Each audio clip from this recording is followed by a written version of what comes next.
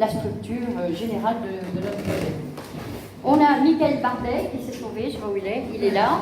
Michael, c'est le roi des réseaux sociaux, donc c'est lui qui anime Pour sauver Argent Wedding et notre site, dont je donne l'adresse, non, je vous le redonnerai tout à l'heure, pas grave. On a aussi dans la salle une invitée, c'est Anne de Haro qui est là et qui est juriste de la FILPAC CGT, donc cette organisation qui s'occupe de la papeterie en France, syndicale. Je veux évidemment notre avocat, vous avez déjà entendu parler de lui, Philippe Brun, qui est l'avocat des Ford, qu'on est très content d'avoir rencontré et on a commencé à travailler de manière fructueuse, on va dire. Je voudrais aussi, je ne sais plus où il est, Jean-Marie Ravet, vous l'avez vu, c'est pas la peine que je le présente, vous le connaissez certainement mieux que moi. Et donc, cette réunion aujourd'hui, c'est de présenter avec Philippe Brun nos propositions d'action au plan juridique. Oui, j'ai aussi là, je viens de l'apercevoir, Stéphanie Zambert, qui fait partie du collectif des fournisseurs créanciers d'argent, qui est au milieu, lève la main, voilà, c'est lui, voilà, c'est un des 10 larrons qui compose notre équipe resserrée, voilà.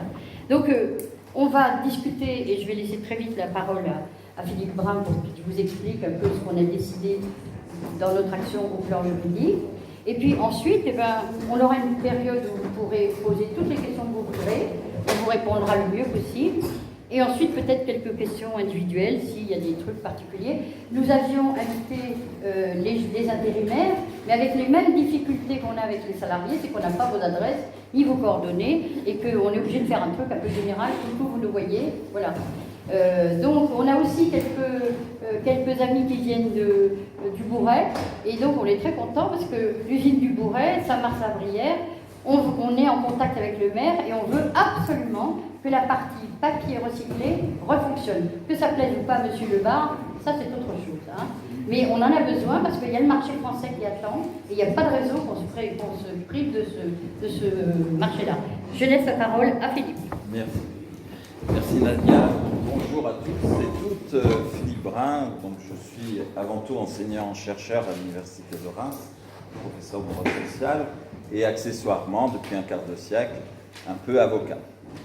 Et donc pour ceux qui ne me connaissent pas encore, bien sûr, je suis l'avocat que des justes causes. C'est pour ça que je suis là aujourd'hui.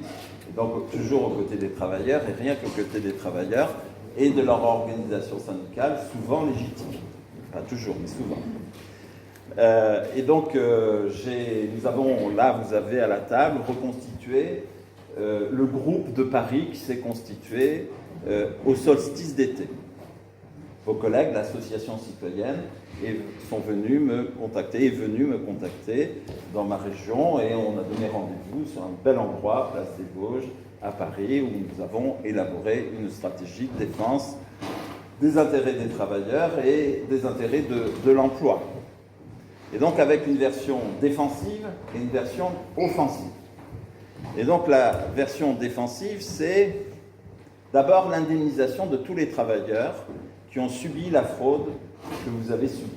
Et quand je dis tous les travailleurs, il y a l'école rouge et l'école noire, c'est-à-dire qu'il y a les fournisseurs avec leur belle écharpe noire un peu à côté anarchiste, et puis il y a tous les travailleurs qui ont subi, salariés, la perte de leur emploi depuis le mois d'avril 2019. Alors, ce travail sur l'indemnisation d'abord des salariés a été mené par l'intersyndicat et il faut l'en remercier. Elle a pensé à vous, bien évidemment, parce qu'elle a identifié un processus frauduleux.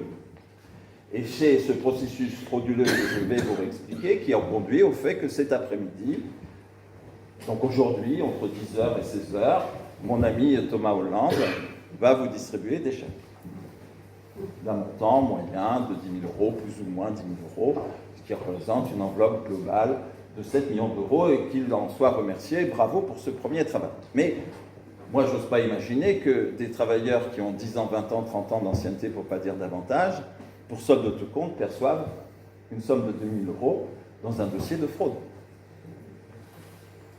C'est malvenu. Donc, on va en reparler, bien entendu, parce que les transactions que vous avez signées, c'est un malin, Thomas, ils ne sont pas valables. Parce qu'on ne transige pas en matière de fraude. Et puis, il y a eu un accord qui a été passé.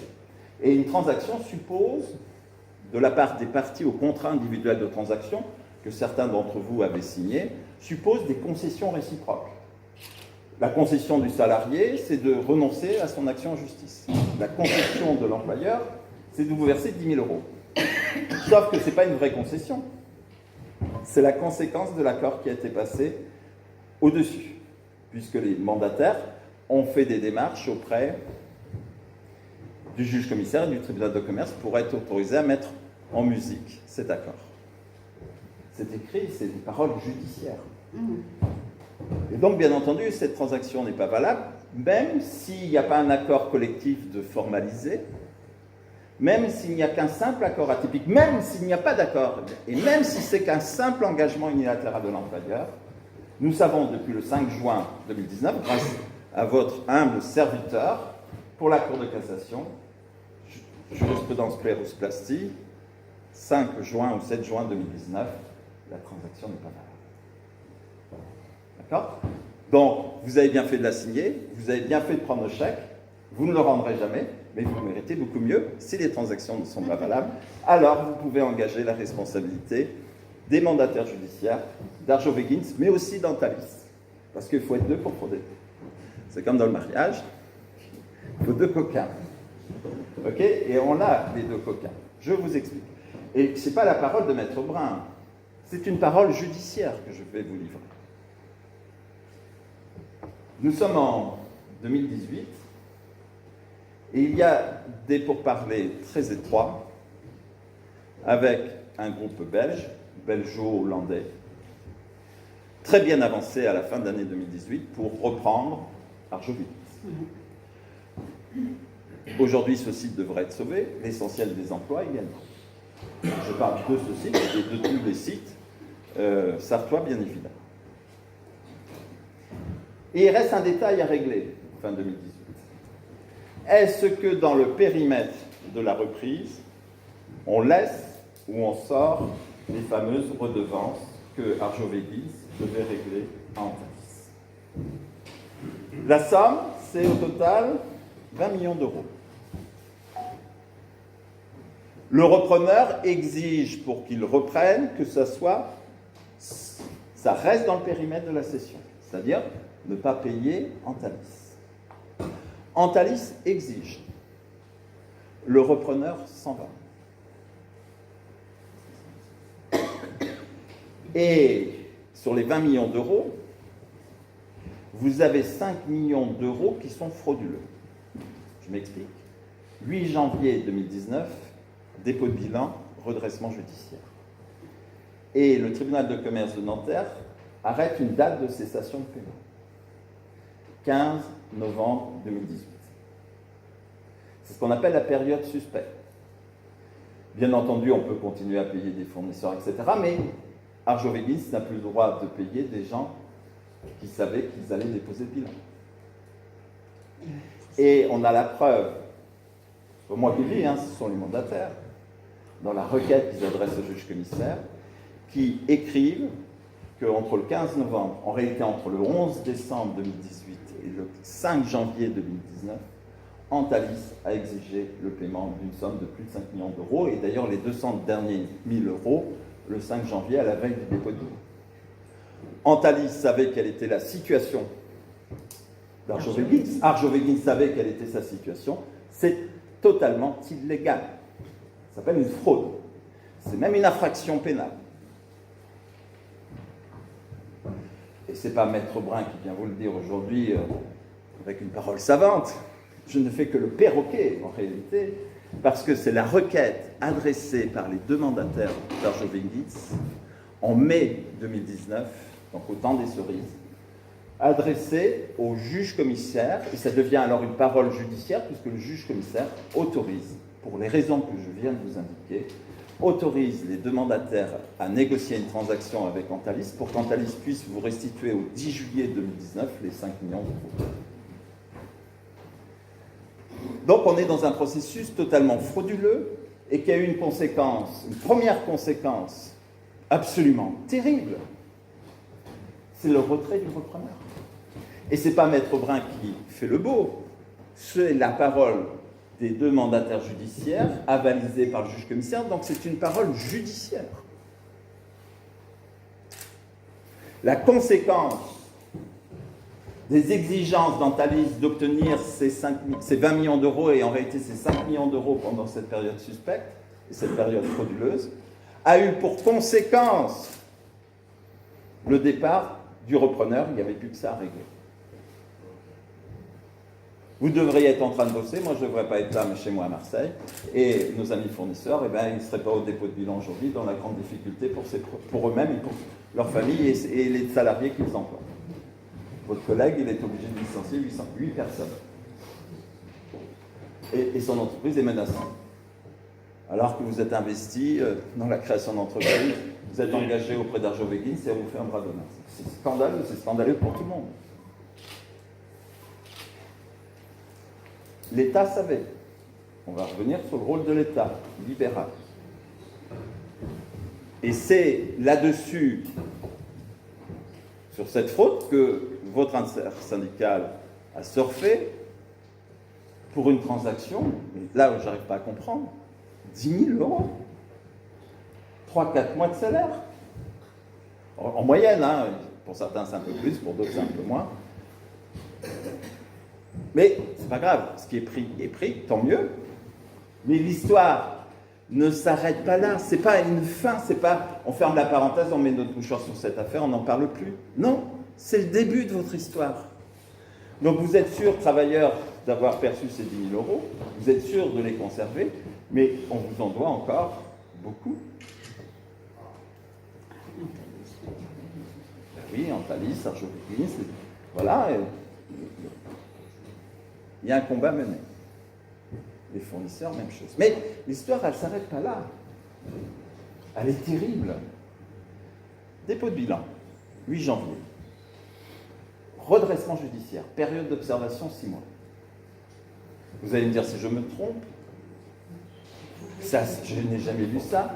Une poursuite d'activité sans activité. Ça ne s'appelle pas un redressement judiciaire, en réalité c'est déjà une liquidation judiciaire. Pourquoi vous ne poursuivez pas l'activité? Parce que les 5 millions d'euros qu'on vient de verser en Thalys, il vous manque cruellement pour continuer votre activité, qu'on a la période d'observation de 6 mois qui nous permet de chercher un repreneur. Et or, le repreneur, on l'avait. Ah oui, c'est beau. Les sabots, qui va être écarté par le tribunal de commerce de Nanterre dans des conditions où je n'étais pas. Mais j'ai ouï dire que le rôle du parquet, qui était de dire vous êtes un voyou, vous ne justifiez pas que vous avez les financements nécessaires, etc., on fait que, et on n'a pas laissé le temps à les sabots non plus de parfaire son dossier. On aurait pu reporter de 15 jours l'audience pour parfaire l'offre. Non, on s'est précipité à prononcer la liquidation judiciaire comme si on ne voulait pas de repreneur. Il y en a eu un avant, il y en a eu un après, on n'en veut pas, on n'en veut toujours pas. Et c'était un repreneur sérieux. Parce que les sabots, dont certains journalistes m'ont dit que quand il est venu vous visiter, les yeux pétillaient tellement il avait envie de vous. Écarté, fâché, et il investit où? En Allemagne. Il fabrique le papier recyclé maintenant en Allemagne et il vend à qui? Un Français qu'on appelle Antalis. Antalis. Et la boucle est bouclée, c'est remarquable. D'accord? Et pourquoi on s'est précipité? Alors c'est vrai, moi je comprends un peu le tribunal de commerce, une poursuite d'activité sans activité parce qu'il n'y a pas un centime d'euro dans les caisses. Ils auraient même dû prononcer la liquidation judiciaire tout de suite, ils ne l'ont pas fait pour essayer de faire émerger un truc, mais après ils étaient pris par le temps, bien évidemment. Tout ça était très limite. Et donc, le fait que ces 5 millions d'euros n'aient pas été dans la caisse d'Arjoveguin pour vous permettre de financer votre période d'observation a conduit au désastre final, c'est-à-dire vos lettres de licenciement. Donc vous voyez la fraude qui a été commise par Arjoveguin et Antalis, entre le 11 décembre 2018 et le 4 janvier 2019, a eu pour conséquence le départ du repreneur en amont du dépôt de bilan, et a eu pour conséquence qu'on n'a pas eu le temps d'étudier sérieusement la reprise par les sabots. C'est pas une fraude, c'est une hyper-fraude, avec pas des conséquences, des hyper-conséquences, qui fait que vous avez 900 personnes, enfin pas tout à fait 900, parce qu'il y a eu un peu de reprise sur votre site, mais au total, parlez que de vous, 600 personnes qui ont perdu leur emploi, sans compter tous les salariés des fournisseurs, et des fournisseurs, pour beaucoup d'entre eux, fragilisés parce que leur principal client, c'était vous. Vous voyez l'intérêt général. Alors, on pourrait se dire, mais on est dans un pays démocratique, où on a le sens des responsabilités, surtout depuis Emmanuel, le grand. On est attentif au sort des travailleurs, on est attentif au sort de nos entreprises. Alors, je me suis penché aussi sur cette question. Et là, c'est magnifique.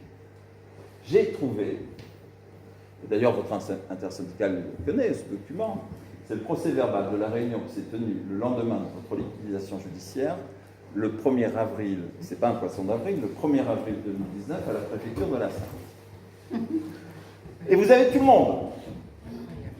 Le préfet, l'État, la région, le département, tous les parlementaires, l'intersyndicale, et tutti quanti. Nous n'y étions pas. Et vous avez, dans ce procès-verbal, un homme qui représentait le ministère de l'économie, et plus particulièrement le comité interministériel aux restructurations industrielles, qui suivait le dossier Arjovic. Et cet homme est honnête. Il vient dire à tous, sachez tous que l'État a joué son rôle. L'État a tout fait pour qu'on n'en arrive pas là. Pour preuve, la Banque populaire, non, c'est dans un, non, populaire, c'est pas encore, non, la Banque publique d'investissement a accordé à Arjovic au cours des 18 mois précédents, non, au cours des 24 mois précédents, au cours des 2 années passées, 180 millions d'euros de prêts, rien que pour couvrir les dettes d'Arjovic. Ce ne fut, nous dit-on, que des prêts de trésorerie. 180 millions d'euros au cours des 24 derniers mois. Et son ministre, le maire, qui écrira aux parlementaires de votre région le 26 juillet 2019, dira non, non, non, non, non, non, c'est pas 180 millions d'euros, c'est 200 millions d'euros. Vous voyez, heureusement que la banque publique existe et heureusement que je suis là. Ça a permis que vous ne déposiez pas votre bilan plus tôt. Mais on se moque de qui? Madame, quand vous allez voir votre banquier, vous êtes un peu en difficulté, il vous aime bien, il vous dit « Ok, je vous fais un prêt de trésorerie ». Et puis, ça ne s'arrange pas, vous retournez le voir, comme vous êtes une fidèle cliente, il vous aime bien, il vous dit « Non, mais ne vous inquiétez pas, je vous en fais un second ». Puis 3 mois après, vous allez frapper à sa porte et il vous dit « Non, non, là, vous n'en sortirez pas, il faut que je vous protège, c'est directement la Banque de France ». Là, une entreprise, c'est pareil. Que la banque publique prête 1 fois, 2 fois, 3 fois, je suis gentil aujourd'hui. Mais la 4e fois, c'est non. Je dois vous protéger. Et donc, c'est la cessation de paiement. Et vous êtes sous la protection de la justice, et ce n'est pas infamant d'être en dépôt de bilan. Au contraire, on est semeur d'avenir. On rentre dans un redressement judiciaire, vous avez encore de la trésorerie dans vos caisses, et on se donne le temps, soit de travailler un plan de continuation, soit un plan de cession. Surtout qu'on a 2 repreneurs possibles. On le sait, tout le monde le sait. Donc le rôle de l'État aurait été de dire, on arrête, on vous protège, et on vous met sous protection de justice, et on travaille à un projet de reprise. Ou de continuation, ou de reprise. Et on a 2 repreneurs extrêmement sérieux. L'État, au contraire, va faire du soutien abusif. Et vous savez pourquoi? Enfin, j'ose espérer que chacun sait pourquoi ici dans cette salle. tous ces gens qui sont là-haut, qui sont des gens très sérieux. Moi, je vais vous conter l'histoire. La banque populaire, non, la banque impopulaire, l'investissement, on va l'appeler comme ça, dont d'ailleurs à l'époque, je crois savoir que celle qui suivait le dossier Arjovéguis et qui signait les chèques n'est autre que la secrétaire d'État Panier. Renacher, oui, c'est composé. C'est elle, hein? À qui on avait retiré le dossier Arjovéguis après quand elle était secrétaire d'État. C'est normal, conflit d'intérêt. Ouais. Bon, mais quand même. Pourquoi? C'est votre banquier, c'est votre principal actionnaire. C'est le seul gros actionnaire. 20% du capital. Enfin, j'arrondis 19,86%. Il n'y en a pas d'autres gros actionnaires. C'est le principal actionnaire. C'était jusqu'en 2018 l'un des administrateurs. Et c'était le banquier. Il devrait vous aimer, c'est l'actionnaire et c'est l'administrateur. Et vous savez, le dernier prêt qu'ils ont fait, c'est le 30 juillet 2018. 10 millions d'euros pour faire la fin de mois. Vous savez à quel taux ils ont prêté? C'est le taux de mesure. Aujourd'hui, quand vous allez faire un prêt immobilier, c'est 0,80%. C'est 14 fois plus. Banque publique, hein? Banque publiquement plus. Non, ça ne marche pas. C'est une honte. Et tout ça étant garanti sur des nantissements sur la société Antalis.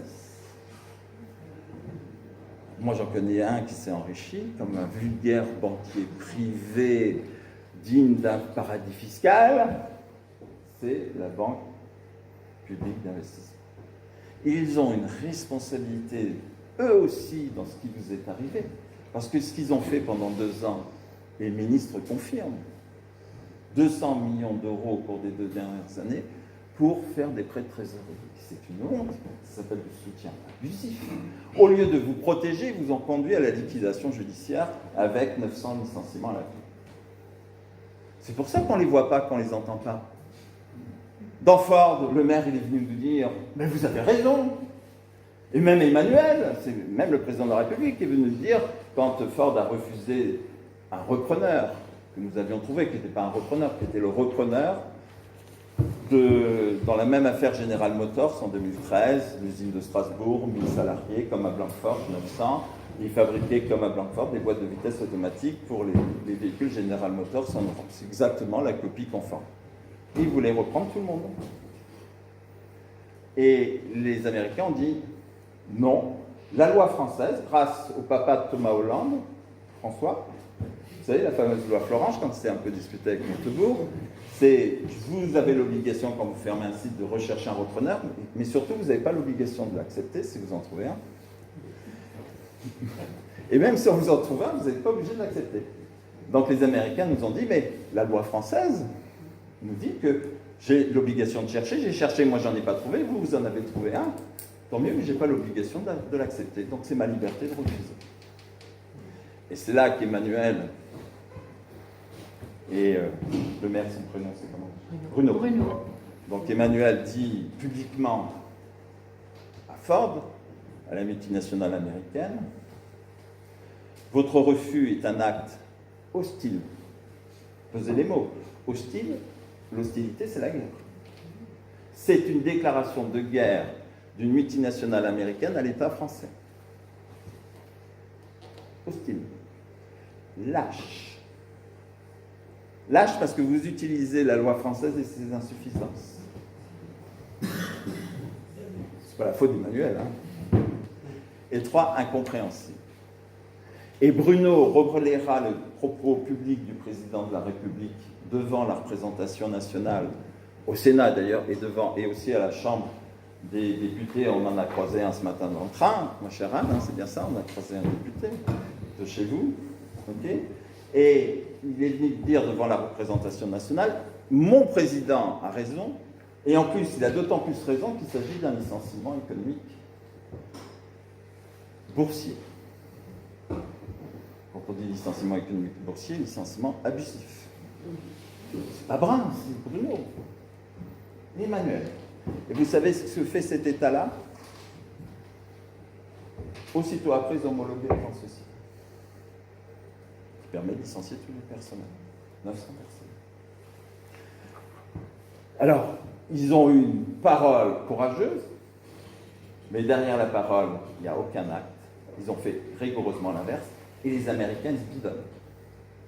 À la limite, je préfère qu'ils disent rien, parce qu'ils sont un peu morveux dans votre dossier, vu le rôle de la BPI, ne pas les entendre, que contrairement à l'hypocrisie développée dans le dossier Ford, et qui sera d'ailleurs relayé, vous l'avez vu, lors du centenaire de l'Organisation internationale du travail à Genève, où Emmanuel Macron est venu dire, derrière Philippe Poutou, où nous étions nous aussi, est venu dire, heureusement que l'OIT, vous êtes là, c'est une nouvelle jeunesse pour vous, il faut lutter contre ce capitalisme fou et la montée de ces inégalités sociales toujours croissantes et toujours plus inacceptables. J'aurais pu écrire son discours. Et en France, il fait l'inverse. On est là à cause de ça ce matin. Lundi, je suis avec les Ford, même chose. Et là, il y a 900 lettres de licenciement qui sont parties, les vôtres sont déjà arrivées. Voilà l'état des lieux.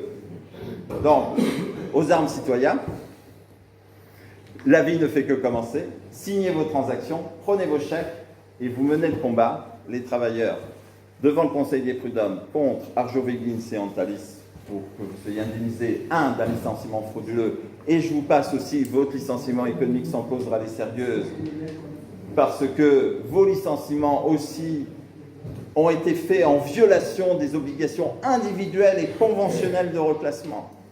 Je n'ai pas le dossier, mais je sais où ils se sont trompés. Là aussi, il y a de graves erreurs. Personne ne dit rien. Vous avez juste contesté avec votre intersyndicale le PSE devant l'homologation du PSE par l'État, donc par Bruno. La seule chose qu'avaient fait Bruno et Emmanuel, c'est d'homologuer votre PSE, dans lequel il n'y a rien dedans. Il n'y a rien. Il n'y a rien parce que Antalis et le groupe a refusé de financer votre plan social. Et c'est juste juridiquement. Et vous savez pourquoi ils ont raison sur la question du PSE? Parce que Emmanuel, quand il était ministre de François, en 2015, a fait voter une loi. Vous savez, la validité d'un PSE, on avait fait la jurisprudence en France en 1993 et en 2002, c'est devenu la loi. La validité d'un PSE dépend du principe de proportionnalité, c'est-à-dire qu'on doit apprécier le contenu du PSE en fonction des moyens de l'entreprise et du groupe auquel vous appartenez. Ou sinon, tout est nul. C'est la première fois, en 1993, qu'on a validé un plan social. Souvent, c'est vrai, en Champagne, devant la cour d'appel de Reims, dans l'affaire LVMH Pointé-Chandon. Et c'est vrai que les révoltes viennent souvent de Champagne. Et c'est devenu la loi en 2002, on n'avait que 10 ans d'avance sur la loi, on a interprété le silence de la loi à l'époque. Et quand ils sont arrivés au pouvoir, François et Emmanuel, son fils putatif, enfin son fils légitime, mais son fils putatif, ils ont voté une loi, en août 2015, qui est venue dire que dans les entreprises en liquidation judiciaire, le principe de proportionnalité ne s'appliquait plus. Mais quelle hypocrisie! Toujours l'obligation de faire un plan social, Arjoveggins 900 personnes, pour faire un plan social. Ok? Mais je n'ai pas un centime dans les caisses de l'entreprise pour les raisons que vous connaissez aussi. La fraude. Ok? Mais ils font le PSE, il est homologué par l'État parce que la loi depuis 2015 dit dans une entreprise en faillite, il n'y a plus de principe de proportionnalité par rapport aux moyens du groupe. Donc on continue à exiger un plan social en creux dans lequel il n'y a rien dedans puisque le groupe n'a plus l'obligation de financer le PSE. Vous voyez les responsabilités politiques dans ce dossier en cascade, que ce soit sur le PSE, que ce soit sur la liquidation judiciaire, sur l'absence de repreneur, sur le rôle de la BPI, il y a dans cette affaire une responsabilité politique majeure. Donc, je reprends. la fraude pour les travailleurs salariés contre Arjowiggins et Antalis devant le Conseil des prud'hommes du Mans. Tous. Il ne doit pas en manquer un. Licenciement sans cause réelle et sérieuse parce qu'on a manqué aux obligations conventionnelles et individuelles de reclassement. Aucune recherche de reclassement personnalisée n'a été effectuée dans le groupe. Aucune. D'ailleurs, ils en ont trouvé que 5 des offres. Aucune, mais il faut faire des recherches personnalisées dans toutes les entités du groupe. Alors, plus qu'en France, depuis Macron. Avant, c'était partout dans le monde. Donc, le périmètre, c'est un peu réduit. Mais il faut toujours une recherche personnalisée. Elle n'a pas été faite. L'obligation conventionnelle de reclassement. Pareil.